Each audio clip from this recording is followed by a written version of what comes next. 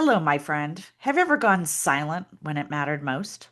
Walked away from a conversation only to think, oh God, why did I say that? Or just felt like your message got completely lost in translation? Well, you are not alone and you're in the right place. Welcome to Breaking Bad Communication, where we challenge the habits, headspace, and hangups that keep you from being heard.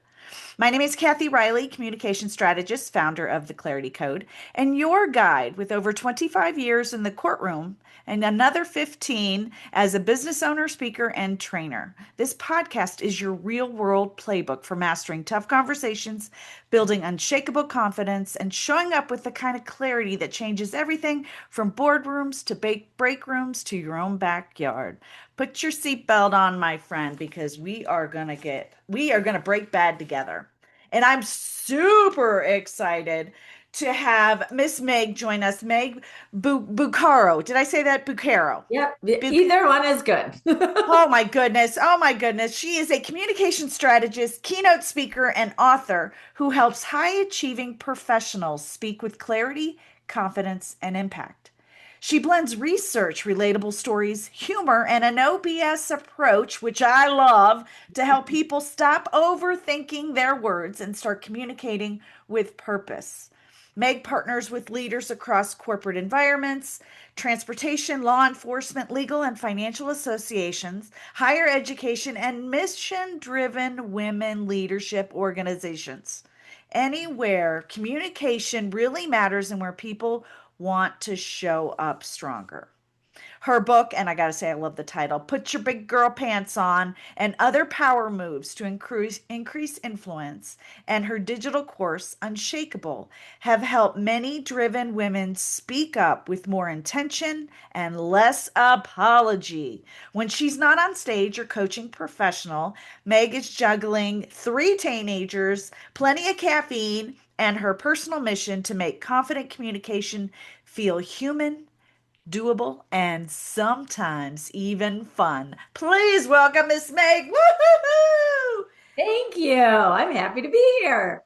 Oh, we're so excited because, quite honestly, Miss Meg, you speak my language. You speak my language. It is so important that we as humans out there at work and at home and just living every day that we improve we communication is the cornerstone to our happiness. At the end of the day, it really, really is. It's tied. So, okay, starting question for you. Yes. Okay, your work challenges people to rethink how they show up, how they think, speak, and lead. What's the truth most people are afraid to admit about the way they currently communicate, and why does it matter more that they then realize it?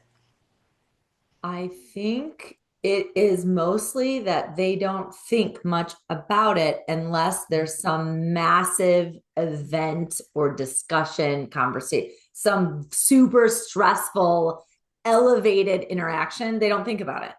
But we, go around our day, like 80% of our waking hours is spent in some form of communication. And then, like, the research says that, like, only 10% of that is done intentionally. So I think most people just don't think about Oh. it. Like, we're running around on autopilot because it's easy. Like, part of it protects us. So we don't have to be 100% on all the time. So I get Mhm. it. Like, our brain, there's plenty of research talks about why our brain does that and it protects us and it's wonderful until we are so comfy cozy in our everyday default mode that we don't think about really how we show up. And it could be just walking into a room for a meeting. It could be just putting our camera on for a video call. So, I think a lot of people kind of take that for Oh. granted. So if I hear this correctly, it's that we're not thinking about it. We don't care. We get into that default that we just don't care how we're communicating, right? Well, I think it can be we don't care. It can also be we're so overwhelmed with 100 other things that's like, I do all right. Like, I worked with clients that are like, I do okay, but their boss hired me to work with them. So I was like, well, there's a reason we're here. Right? Like, So part of it is just like what's all on their plate. And it's like, well, I do okay. So I don't need to really think about that. Yeah, well, we get comfortable, right? Yeah. Because we're so busy doing so many different things, especially at work in the work environment, right? That Mhm. that we just kind of and we just get comfortable, if not lazy. And that's what I mean more about like not caring because it Yeah. is not a priority. Right. Right. So Yeah. we just Exactly. kind of roll with it. Right. Like I do okay, or like, there's only an issue when I have to speak in front of people and I try to avoid it. So it's okay. You know what I mean? Like it's just kind of Yeah. navigating the jungle gym, the obstacle course of like, I hate second guessing myself. So, but it only happens like in this meeting and I have those once a month. Right. So it's almost like juggling the priorities. Yeah. So what's one thing? So we start paying attention when it blows up, right? When something happens. What's one thing our audience can do to step into and, up level, just enough, not overthink it, right? But Yeah. what's one little thing that we can do?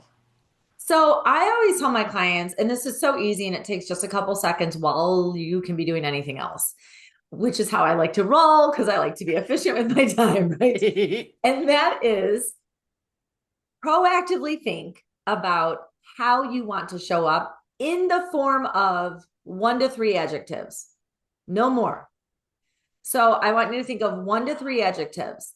When I started my business and I had babies at home, it was really important for me to show up professionally.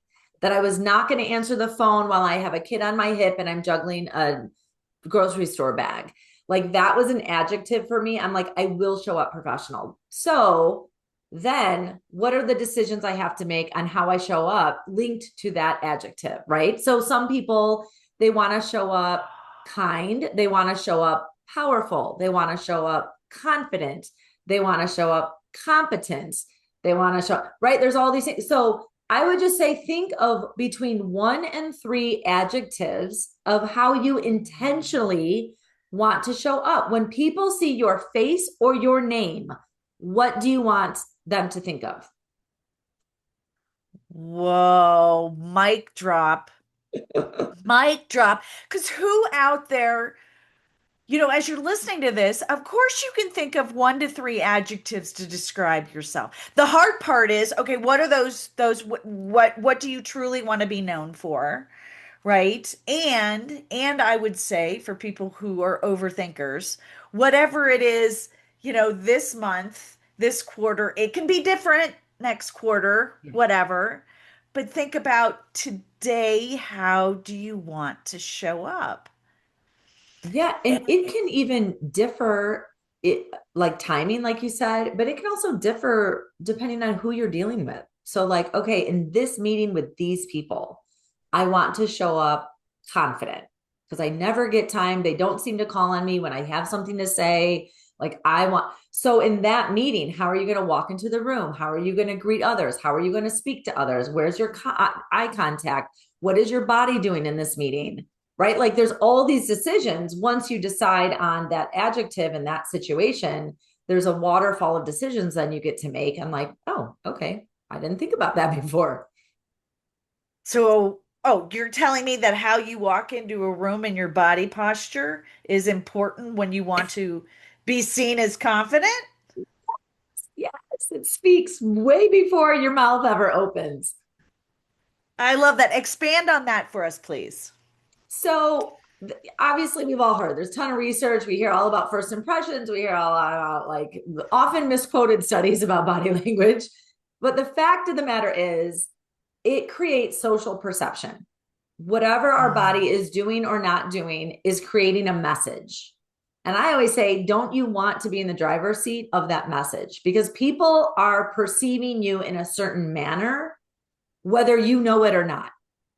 And so there's judgments being made, and it could be like, oh, I like them, or like they're difficult to work with, or I don't like that, look she's got on her face, or I'm kind of nervous, or it could be just a myriad of things, or Mhm. wow, they're really competent. I didn't think about, that comment they made. great. But, how you say it, or if you really believe, because Kathy, I listened to your podcast and I know you say your voice carries your belief. Yeah. And as we were talking briefly earlier, your body carries your belief. So Yeah. people pick up on that before you ever open your mouth. Yes. I talk about the 7-Eleven rule. And do you know the 7-Eleven rule? Vaguely.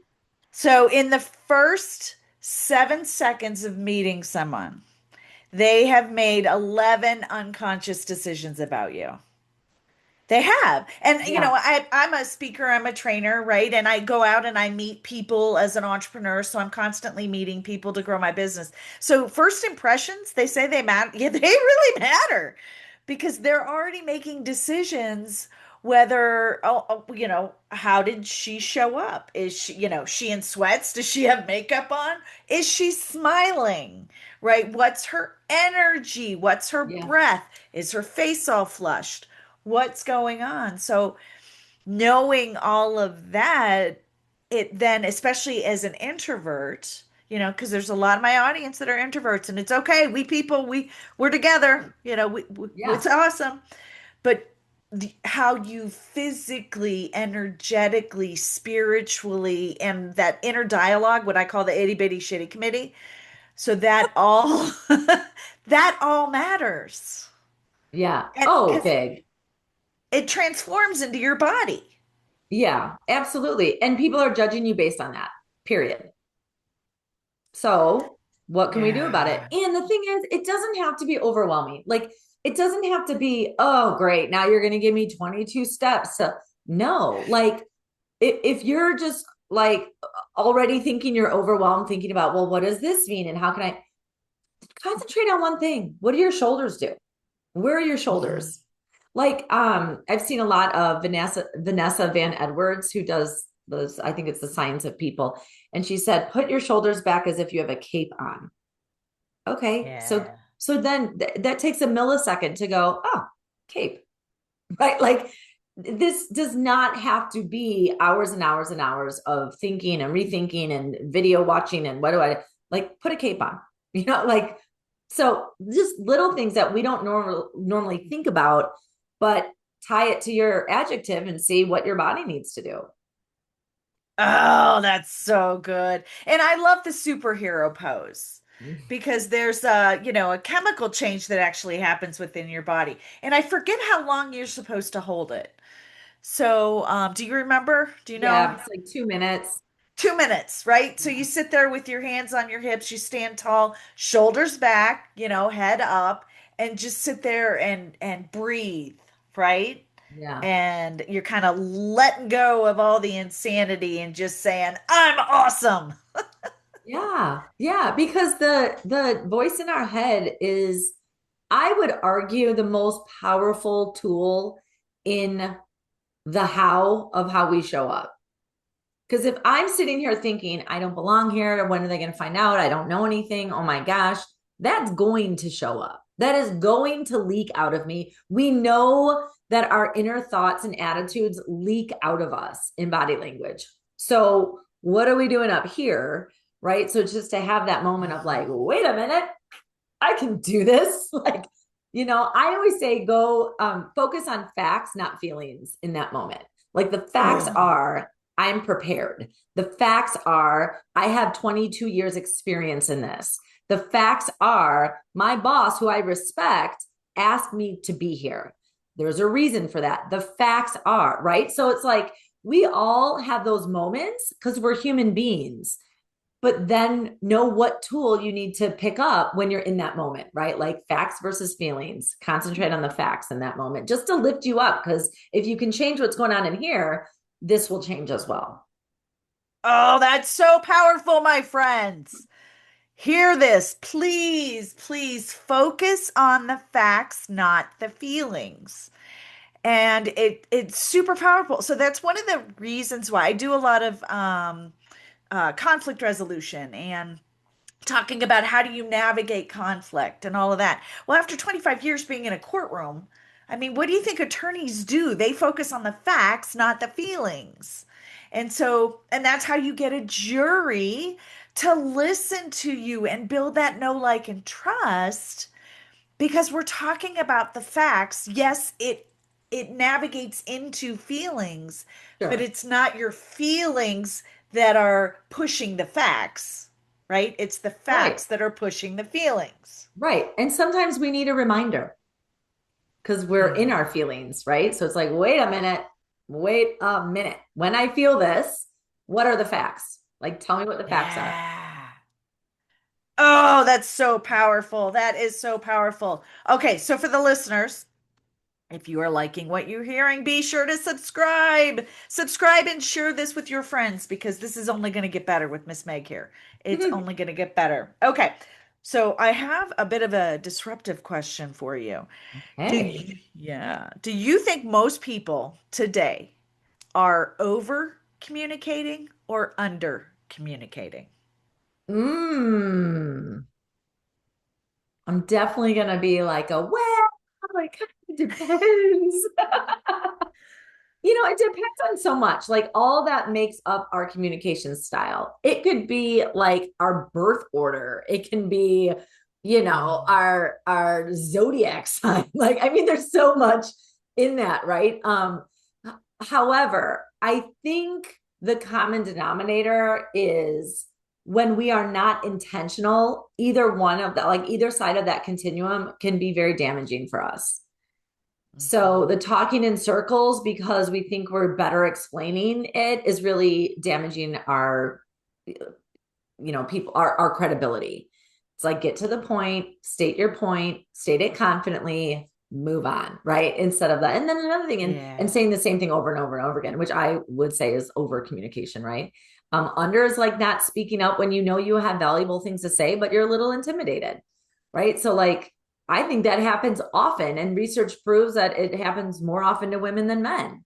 And when men are in the majority, women speak like 75% less. I mean, it's just insanity. But we've all been there. I've been there and I speak on this. So it's like, part of it's just being human. So I think, generally speaking, like all of us could have a tendency for either. So I think it's Yeah. just really important to know, okay, I'm going into this side of the continuum. I got to bring myself back, and being aware of that, I think is so important. Yeah, the moderation thing. Just like everything else in this world in life as being a human, right? We love our sugar, we love our caffeine. It's all Yeah. about I love my wine, right? But it's all about moderation when it comes Yep. to each and everything and over explaining or under explaining. I love that you said that. I love that you said that. Oh, wait. What okay. I can't wait to hear your thoughts on this. Uh-oh. Um What's a word or a phrase you wish people would stop saying in conversations or in presentations that they're putting out there? Well, I am really into efficiency. So I wish people would stop stating their point 14 times before they move on. Right. I mean, Ah. I have family members that we talk about this, and it is right where I think one of your episodes, Kathy, you talked about your attorney person who spoke very slowly, like the pace was Oh. painfully slow.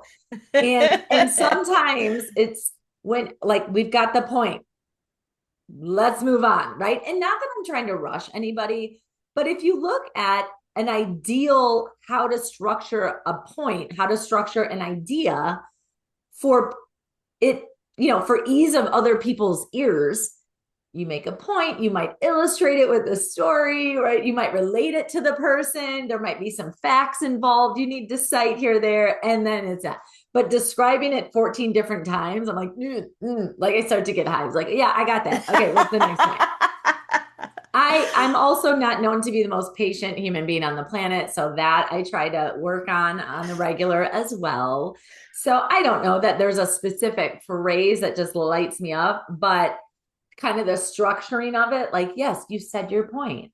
I think it sometimes demonstrates like a lack of self awareness or sometimes a lack of restraint or a lack of respect for people's time, depending on the exact situation. Yeah. Yeah, working with attorneys as long as I have, um, I completely understand what you're saying. But it's funny because oftentimes, especially like in depositions or the courtroom or things like that, people, the question to rephrase the question is important. I think as somebody who's listening, if something's being said and you don't understand it, we need to be empowered enough to say, can you say that in a different way? Yeah, absolutely. And not being afraid or intimidated too, which depending on the situation, of course. But I do think there's things we can do where I like to say that we build our communication toolbox or toolkit before we ever need it. So if there's phrases that you know, like when you're in a meeting with this group or this person, and man, you wish you had the perfect phrase, but you don't say anything because in that moment you don't know what to say and you have. But if you come up with a phrase or two or three or whatever it might be, like, I wish I could say this, but a little bit more professional. Well, guess what? Go tinker with ChatGPT or whatever. When you're having a glass of wine after work or whatever it is, and settle on a phrase you're comfortable with and put it in your toolkit. So then when that opportunity presents itself, you don't have to waste time going, oh, I don't know if I should say something. You just go, which tool, which tool, which tool, this one, and you're ready for it. I always say, don't let the first time you say something that's like impactful like that, or maybe a tense situation, the first time you say it should not be when everybody hears it, because you should know it, kind of practice it, hear yourself say it, before it actually Mm. lands and it matters. So I think there's things, we can do, but also knowing we're not going to be perfect all the time. We're not going to have the perfect response. We're human, and that is okay. And we learn from it and we move on.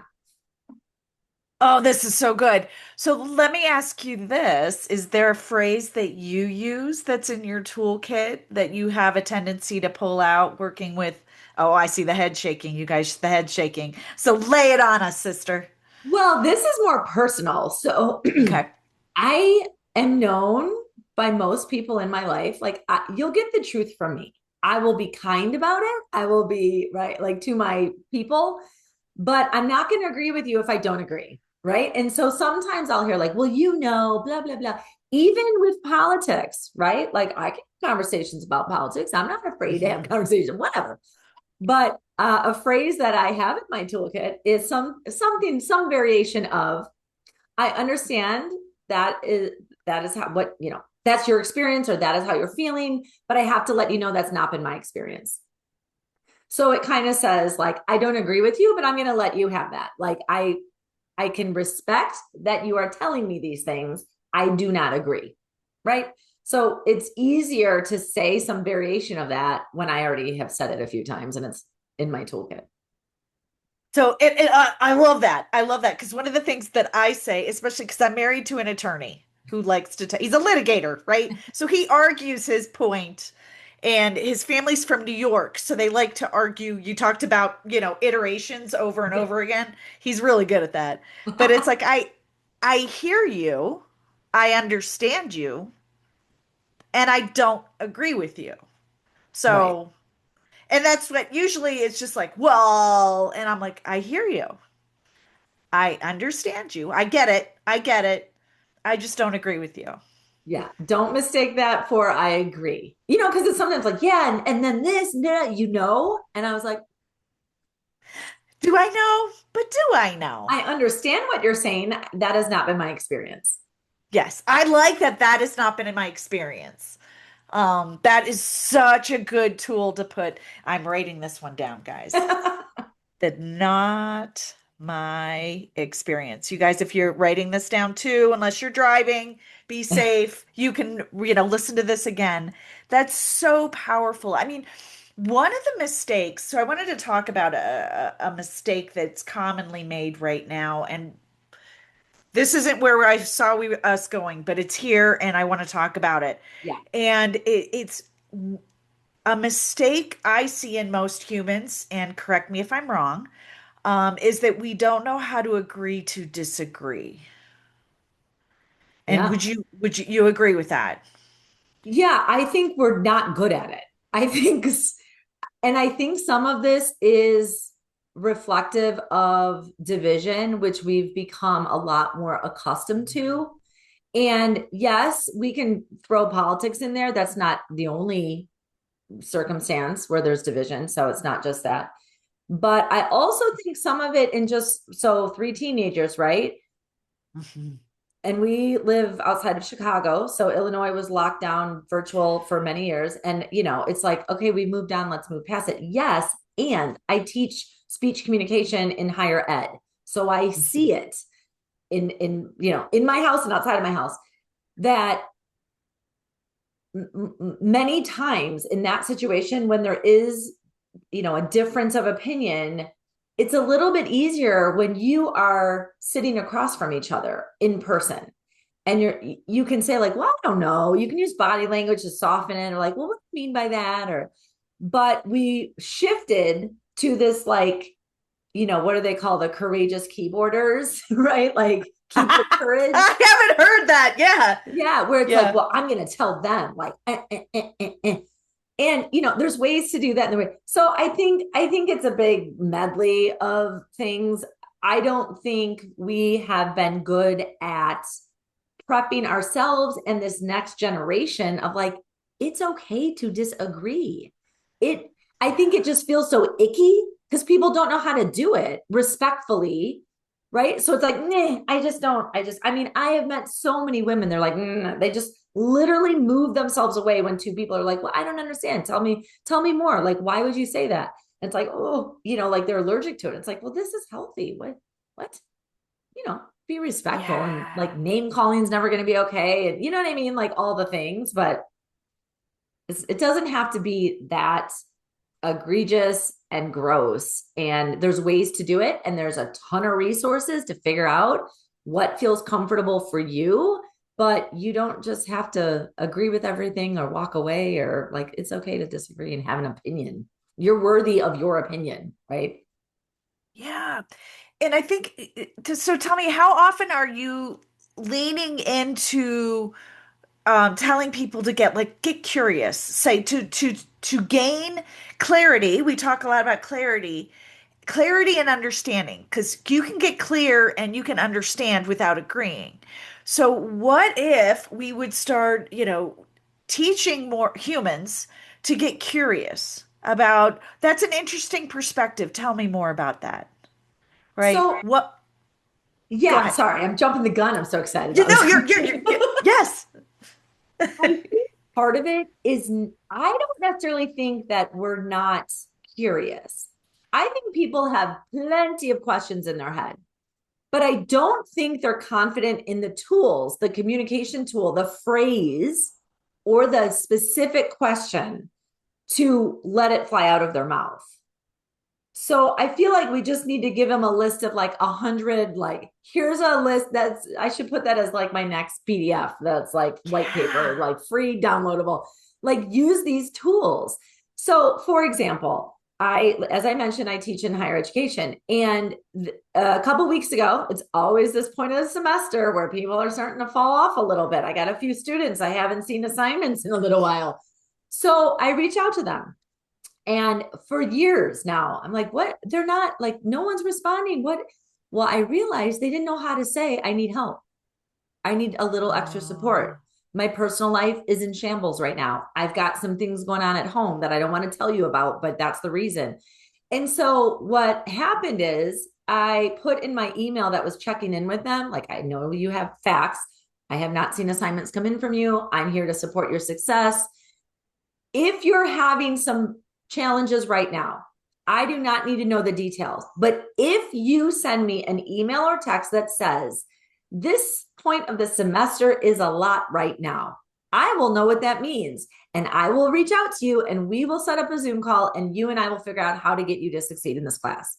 mm, So many students responded, this semester feels like a lot right now. And that's all they would say. So I had to give them the actual phrase that they could use. They needed the help.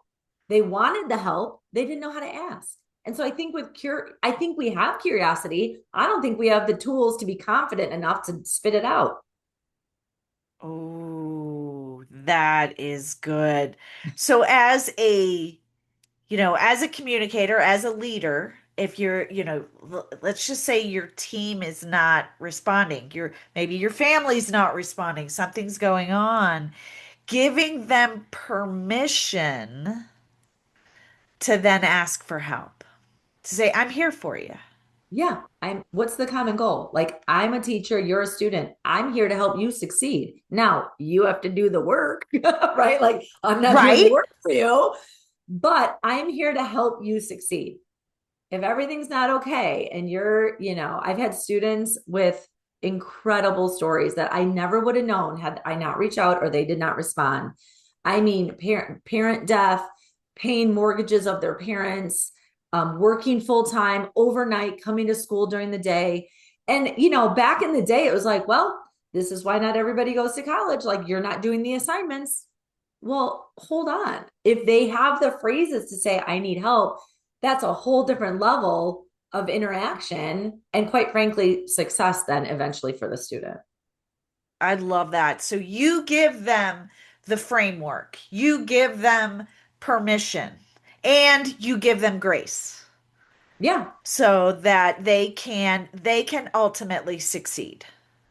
Yes. And there are some times where whatever's going on is just not in, like, this is not going to work. I literally just got off a Zoom call with a student and I was like, no, you can take me next semester. Like, it's just because of this stuff. And he's like, I know. I'm like, I get you're disappointed, but logically, you got to understand. He's like, no, I understand. So yes, I want to help them succeed, but that does not mean everybody passes.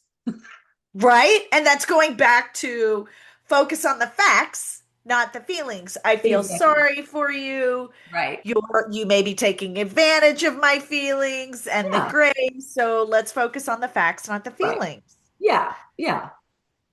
So I love that. All right, so you guys, if you're listening, it's giving people, other humans, family, team members, clients, prospects, whatever, giving them the framework, right? And then permission. Yeah. So, Yeah. oh, I love that. I love that. Um, I know we're running out of time. Okay, you talk a lot about clarity, and it building confidence and modeling confidence. Can you just expand a little bit more on that? The audience knows I talk a lot about it, but it's always fresh to hear from another expert. Yeah. So years ago, I read a book that I always know the title of. Like, hold on. I'm like, wait a minute. The Confidence Code. And it's like Yes. the art and science, right? And it had a lot of great research about the gender gap of confidence. And research now is saying that that's closing, which is great. But that ignited something in me because I was like, what? That's not fair because so many so much success, whether it's personal life or professional life, however we define it, has to do with showing up confidently.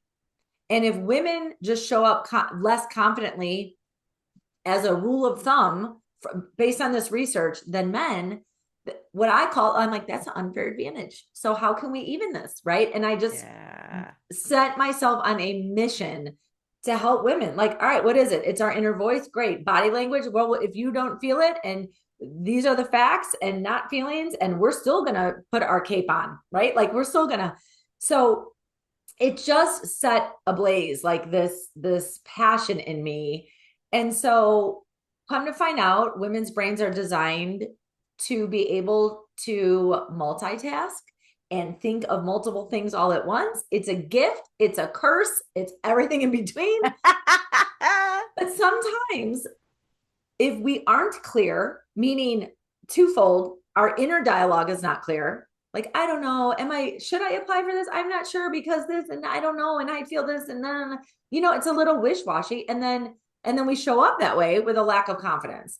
So part of it is clarity in here. And then that kind of leads to, all right, I'm confident because I have a clear idea in my head. It's like learning math, at least for me, right? Like I don't fully understand why this has to happen this way. It's like, oh yeah, you carry the, I'm like, but why? Right? Like once I understand the why, like I can do those problems, but I want to understand it. So once you understand what that clarity is, like what's the thing, what's the question, where should you be, what's the adjective, like how do you want to show up? Like once you have that question, we just take a breath. We're like, oh, I understand it. Like now I know a little bit of algebra. I've got it, right? Like I can do other problems because I understand the Yeah. why. So I think clarity leads to confidence where it's clarity inside here, but then also when you're confident and you're presenting, whatever it is, your thoughts or ideas, if it's clear inside here, it's coming out clear too. So I think it's definitely related and so important for women in particular, I think.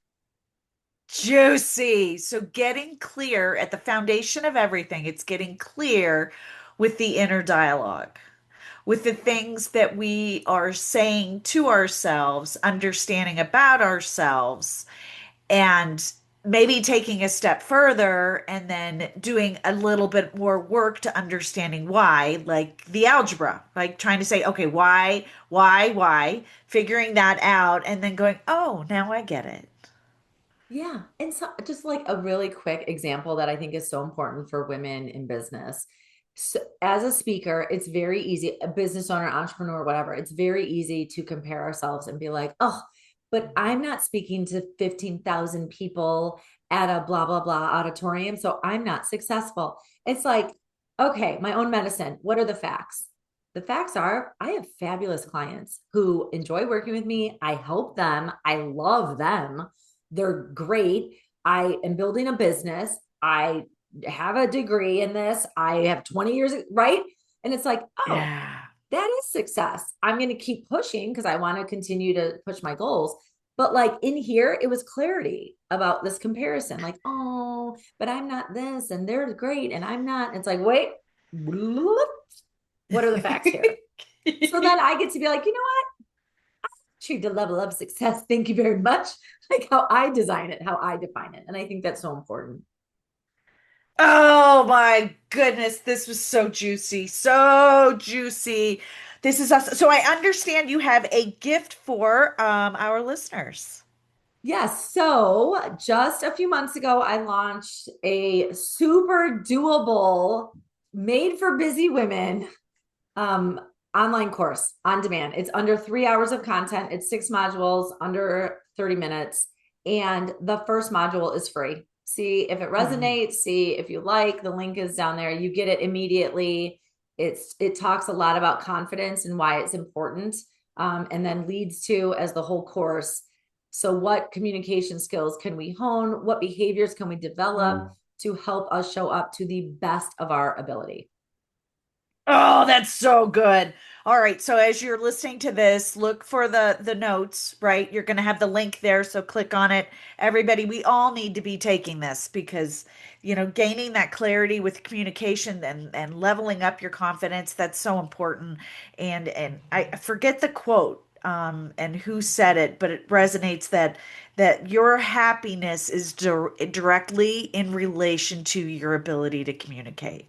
So Yeah. we have to improve this because damn it, we all want to be happy. Yeah. That's how Yes, we do. we just want to be happy. I want you to be happy. Meg, I want you to be happy. I want our audience to You, be happy. I know yes, Meg, you want everybody here to be happy. Come yes, on. yes, indeed. Of course. Let's up level that. Okay, so now we're going to shift gears just a tad and we're going to do a little popcorn style Okay. fun. So let's get to know you a little bit, Miss Meg. Don't Okay. overthink any of this. Okay. Okay. Here we Okay, go. don't overthink any of this. So, would you say you are a morning or night person? Morning, hands down morning.